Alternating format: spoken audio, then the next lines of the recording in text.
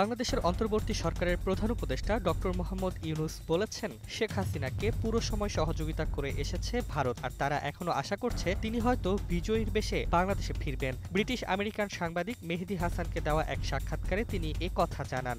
জাতিসংঘ সাধারণ পরিষদে যোগ দেওয়ার ফাঁকে দেওয়া এই সাক্ষাৎকার সম্প্রতি জেটি ও টেলিভিশনে প্রচারিত হয়।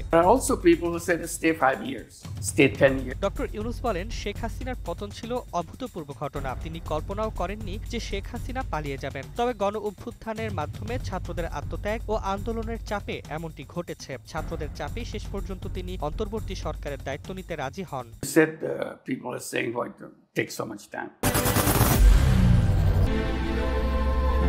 I am Ox.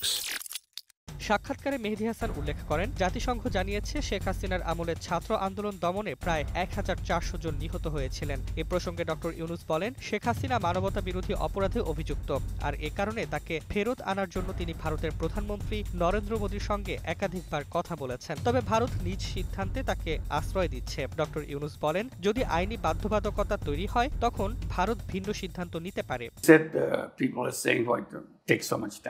শেখ হাসিনার ভার্চুয়াল বৈঠক প্রসঙ্গে তিনি উদ্বেগ প্রকাশ করে বলেন, বহিঃশক্তি হয়তো তাকে ফেরত আনার চেষ্টা করতে পারে। মেহেদীর প্রশ্নের জবাবে তিনি স্বীকার করেন, এই বিষয় নিয়ে উদ্বেগ সবসময় থেকেই যায়।